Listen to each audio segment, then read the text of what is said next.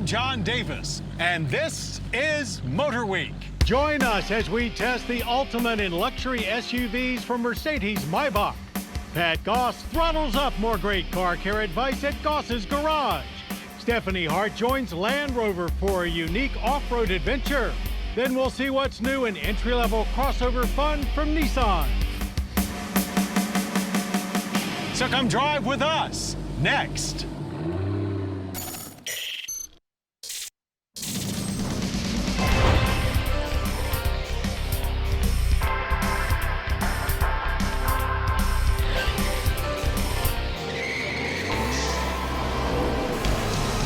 Motor Week, television's original automotive magazine, brought to you by...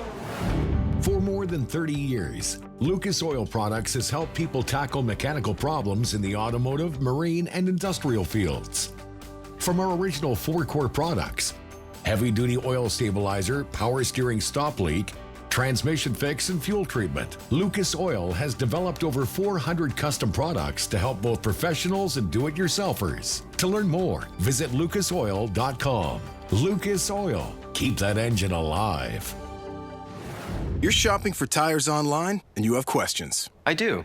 We're TireRack.com and we have answers and tools to help. Like our tire decision guide. It's, take a look. TireRack.com. Find, deliver, install. If you're familiar with the Mercedes Maybach sub-brand, you know it delivers the ultimate in luxury sedan opulence to the select few buyers for whom money is no object. Well, now they're turning their attention to the all-important utility vehicle segment for the first time. So let's find out what their high-dollar, high-roller is all about.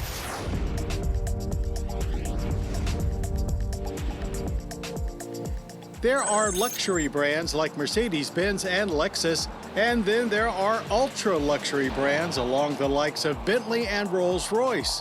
Maybach is Mercedes' strategy for going after the latter, and this 2021 Mercedes Maybach GLS 600 is their first SUV effort. Based upon the already quite luxurious 3-row GLS, the brand's largest utility, the Maybach gets a new vertical slat grille, similar to the Maybach S-Class sedan, with hood-mounted Mercedes logo leading the way, just like the old days. There's plenty of added chrome trim and unique wheel choices in either 22 or Uber 23-inch sizes. Lots of subtle changes to the back end too, including the Maybach logo added to the D-pillar.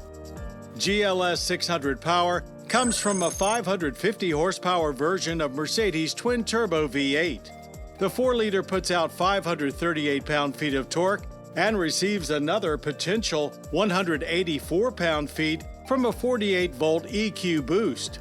4MATIC all-wheel drive is standard, working with a 9-speed automatic transmission. So there was more than enough power for any situation we encountered, and the Maybach delivers a different driving experience compared to the standard Benz GLS thanks to Airmatic air suspension, Adaptive Damping System Plus, e-active body control, and a unique driving mode that prioritizes ride comfort for the rear seat passengers. Other modes range from 80s Buick floaty to the more traditional nailed-down Euro vibe, with good steering feel through it all. Off to Mason-Dixon Dragway for further research. At the line, it was primed and ready for takeoff, requiring a strong press of the brake pedal to keep from creeping forward.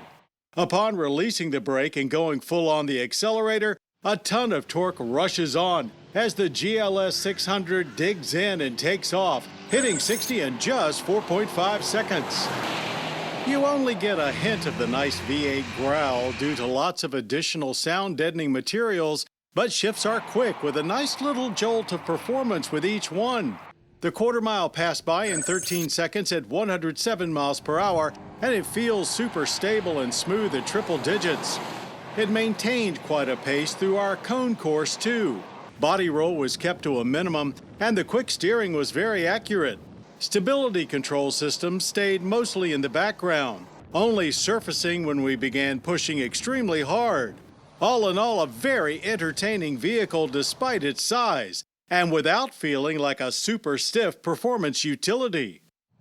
brakes were very consistent, bringing us to a halt from 60 in just 110 feet. Perhaps the most surreal experience of all, as you're totally isolated from the harsh reality of how hard the binders are working to stop this heavy machine so quickly and smoothly. Most everything inside has a hint of familiarity, yet is also a significant step up from any current Mercedes-Benz. The dash is lined in Nappa leather, and there are many wood finishes and metallic trims to choose. Front seats are supremely comfortable, but it's the rear seating area that sees the biggest transformation, turning into a first-class luxury suite complete with twin reclining seats and a tablet for controlling most of the car's features, including the standard panoramic roof with opaque blind. And for getting in and out, when the doors are opened, not only are illuminated running boards deployed automatically, but the suspension lowers itself. With pampering the ultimate priority, the Maybach ditches the third row and folding second row seats, so you're limited to just 18.4 cubic feet of cargo space. Government fuel economy ratings are 15 city, 19 highway, and 16 combined. Our average, an appropriate 15.4 miles per gallon of premium. There's not really any such thing as sticker shock in this segment, as buyers are willing to pay a premium for the type of experience Maybach delivers. But for the record, starting price is $161,550. With this type of vehicle, appealing to as many people as possible is not the goal. The object is to supply the kind of ultra-luxury experience that buyers with the money is no object means are looking for. The 2021 Mercedes Maybach GLS 600 delivers that and more.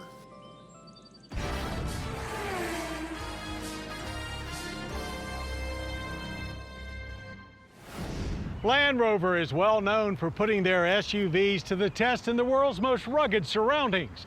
But in a first-of-its-kind experience, Land Rover put owners, along with guest professional athletes, and yes, even members of the press, to the test right alongside their new Defender Trophy Edition. The challenge to compete in extreme off-roading while also facing a variety of technical, physical, and communication obstacles. Among the competitors, our own Stephanie Hart. So from the Blue Ridge Mountains, here's how it all turned out.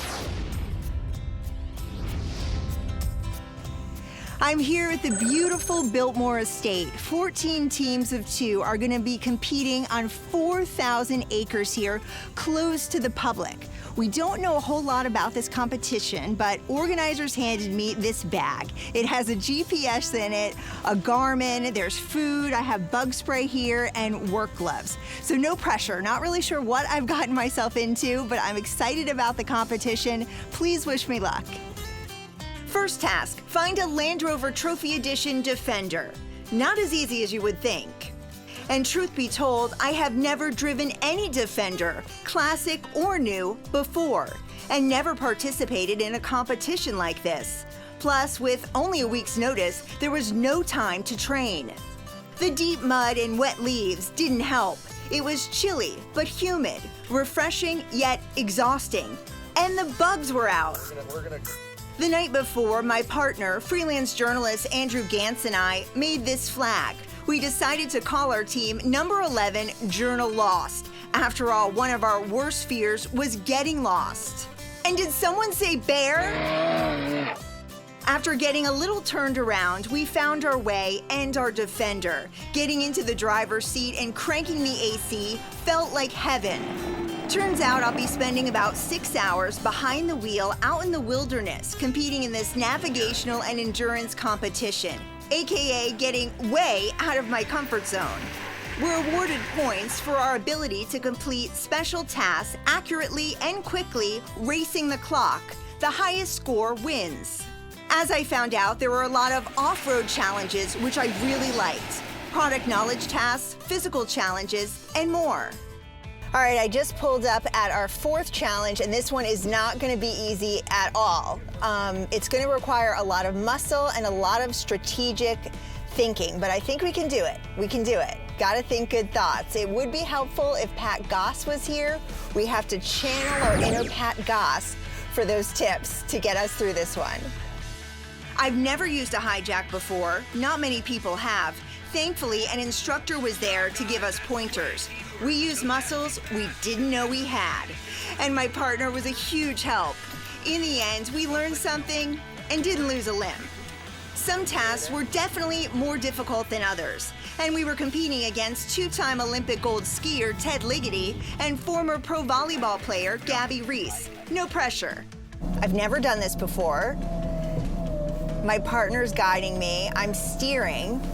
I'm in neutral. It's gently pulling us up the hill. It's really cool to be able to drive the Defender in a way that you'd never drive your own car, getting up on two wheels at times and going down some steep, really bumpy, gnarly stuff that you would never really do on your normal day-to-day. So that was really fun and surprisingly challenging. We got ourselves into some tough driving situations, but as the hours passed, my confidence grew. Owners told me they felt the same way. It was just very rewarding being able to use the technology within the vehicles and see everything be utilized as it should be, instead of just as something to look at. Once the clock stopped, it felt fantastic to unlace my boots, already sensing my muscles were mad at me. And how was I as a partner? As a partner, you were awesome. You had a really positive spirit. You were eager to do everything. You were adventurous. You were out there pushing yourself beyond your comfort level, which I think is what this event is kind of designed to do. At the end of the day, points were tallied. My partner and I didn't do half bad. We won second place in the qualifier round for our wave. But when it's all said and done, it's not about who wins or loses, but about the adventure and all the great Land Rover memories that will last me forever. Now, when you press the gas pedal, your car goes, or at least that's the way it's supposed to work. This week, Pat has info on an often neglected but very important part of that process. Here's a part that, well, you probably wouldn't recognize because, for the most part, it's out of sight, out of mind. This is the throttle body, and it's what controls the speed of your vehicle. You see, if you depress on the accelerator, either a motor or a cable is going to operate this lever, and what it's going to do is open these throttle plates in here. Those throttle plates allow more air into the engine. Well, the computer senses that increased amount of air, mixes the appropriate amount of fuel with it, and you go faster.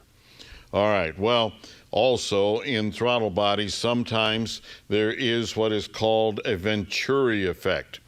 Venturi effect is where we take air and we go from a larger chamber into something that kind of squeezes it down and then lets it expand again. That accelerates the speed of the air, but it also cools it. Very cold. So, when we have a Venturi effect, we can have a situation where we wind up with frost that forms inside the throttle body. All right, now how do we correct that? Well, on some vehicles, the way they do it is by putting coolant through the throttle body. Here we have a throttle body that would have a cover on it. This would be a coolant passage in here. Poorly maintained coolant. It actually ate a hole right through the throttle body. We can see it right there. Now, what that did is it allowed coolant to get into the engine.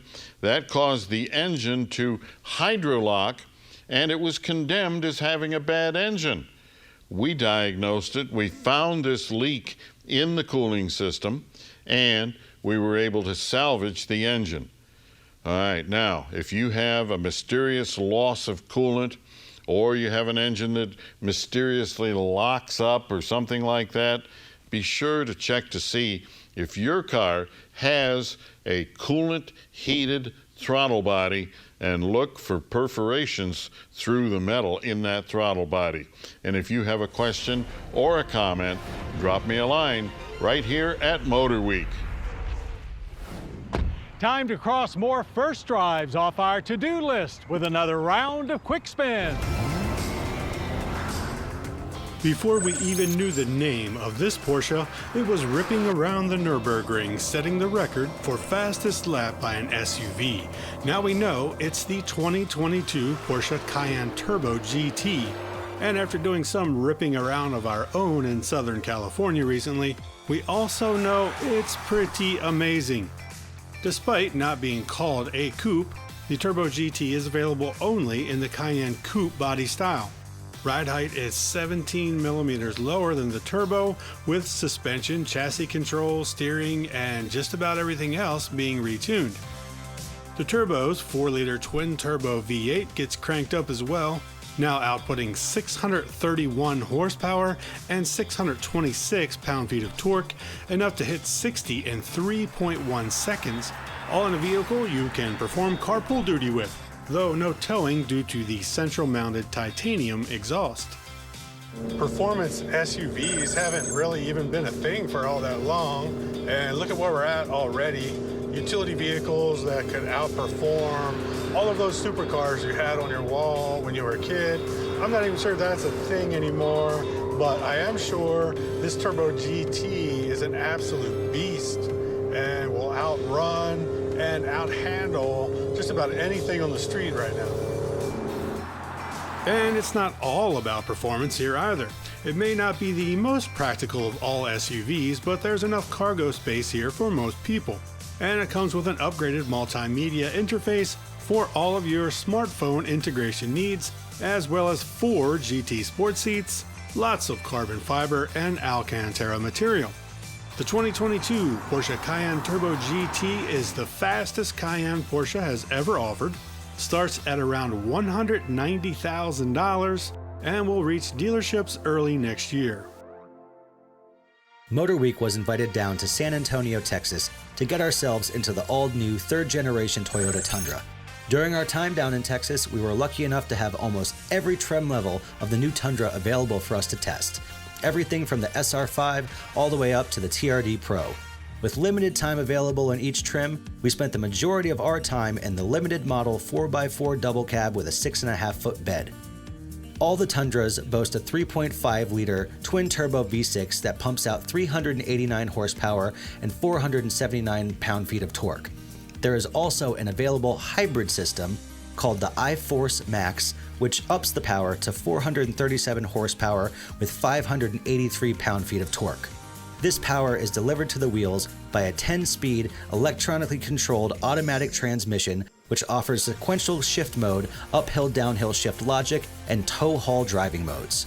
We spent most of our time driving on highways and surface streets, about an hour outside of San Antonio. And I have to tell you, this truck is about the most comfortable I have experienced for driving situations like this. The steering is light, but yet immediately responsive to driver inputs. The suspension, which offers an independent double wishbone front suspension with stabilizer bar and twin-tube shock absorbers, and multi-link rear suspension with outboard mounted coil springs, soak up every bump and pothole in the road with ease and just gives the truck a much less truck-like feel.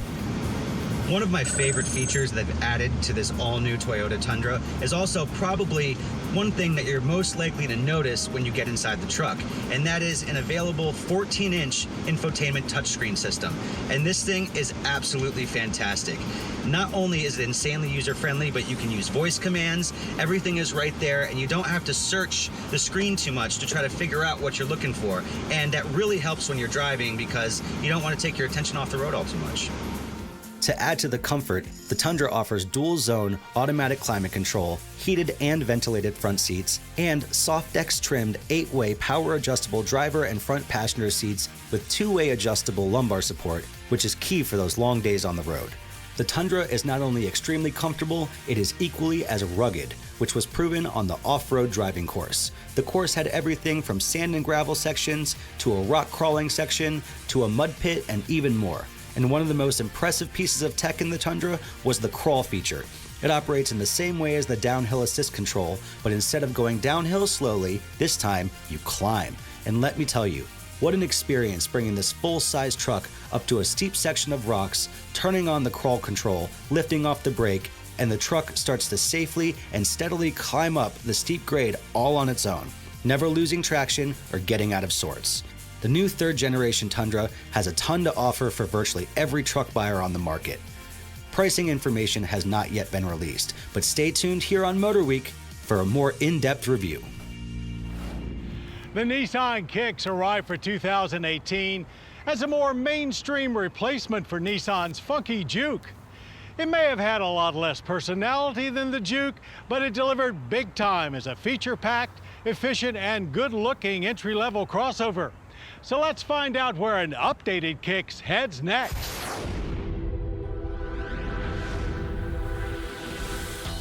The Nissan Kicks is part of the newer breed of street-savvy utility vehicles. Car-based, yes, but with no all-wheel drive even available. Instead, it prioritizes the urban life, being nimble, stylish, and economical to buy and live with. A mid-cycle refresh for 2021 sees the Kicks get both new style and new features.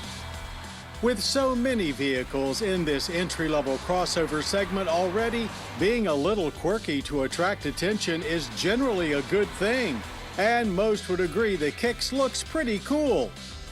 Up front, the bumper, grille, and headlights are all updated. There are 5 different two-tone paint combinations available. The top SR model gets dark satin chrome trim, rear spoiler, black roof rails, and 17-inch black alloys, one of the new wheel designs available for 21.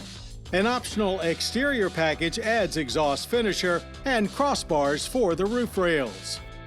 Things definitely appear built to a price inside, but it's far from the most egregious in the segment, and upgrades make sure the all-important tech and connectivity features are taken care of. In fact, Apple CarPlay and Android Auto are now standard. Upgraded infotainment features an 8-inch touchscreen display on all but the base model, which gets a 7-inch screen. There's cool ambient lighting, more USB ports, nicer seat materials, and a new full-length center console. Rear seat legroom is a little tight, as is typical in the segment, but seats up cargo space of 25.3 cubic feet is abundant and nicely finished. It expands to 53.1 with seat backs folded. With not a lot of horsepower coming from under the hood, many of us would love to have seen some improvements here, but no such luck. The Kicks soldiers on with its naturally aspirated 1.6-liter i4, and output is actually down 3 horsepower from 18 to 122 with just 114 pound-feet of torque. Some might call it underpowered. We'll just say that's one less thing to worry about when one of your kids is behind the wheel. And really, it's the slow responsiveness of the standard CVT transmission that is most responsible for the overall sluggish feel. There was definitely no real sense of urgency leaving the line at our test track. The launch is a little more aggressive in sport mode, but mostly consistent with a slight chirp of the front tires and then a slow build of power. It took us a full 10 seconds to hit 60, a few tenths longer than the original Kicks. Slow, but again, not terrible for the segment. Best quarter-mile time was 17.9 seconds at 78 miles per hour. The biggest improvement we noticed came at the other end of the track, as believe it or not, there were drum brakes on the rear axle of the Kicks originally. Now SV and SR trims get disc, which resulted in a 10-foot improvement in stopping distance, 105 feet from 60. Over in our cone course, the Kicks feels light on its feet and tossable. The suspension is very soft though, so if you push too hard, it tends to roll and plow until stability control intervenes. But back off just a little and it feels quite nimble and lane change willing with decent grip from the tires. Good numbers when it comes to pricing as well. $20,775 to start, and just a few grand more for SV and SR trims.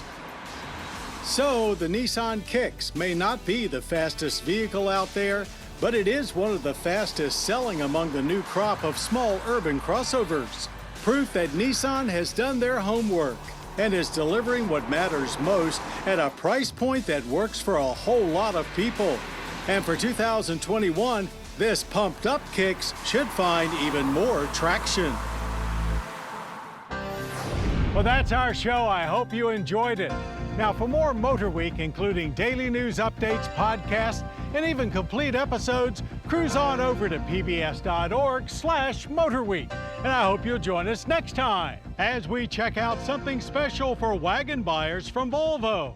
Then charge wheels first into a test of the Jeep Wrangler 4xE. Till then, I'm John Davis. We'll see you right here on Motor Week. To learn more about Motor Week, television's original automotive magazine, visit pbs.org/motorweek. To order a DVD of this program, call 1-800-873-6154. Motor Week has been brought to you by... For more than 30 years, Lucas Oil Products has helped people tackle mechanical problems in the automotive, marine, and industrial fields. From our original 4-core products, heavy-duty oil stabilizer, power steering stop leak, transmission fix, and fuel treatment, Lucas Oil has developed over 400 custom products to help both professionals and do-it-yourselfers. To learn more, visit lucasoil.com. Lucas Oil. Keep that engine alive. You're shopping for tires online and you have questions. I do. We're TireRack.com and we have answers and tools to help. Like our tire decision guide. It's, take a look. TireRack.com. Find, deliver, install.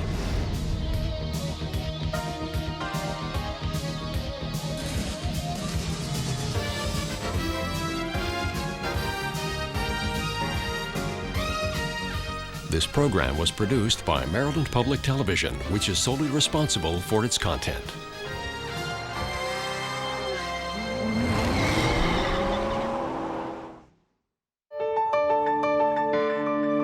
You're watching PBS.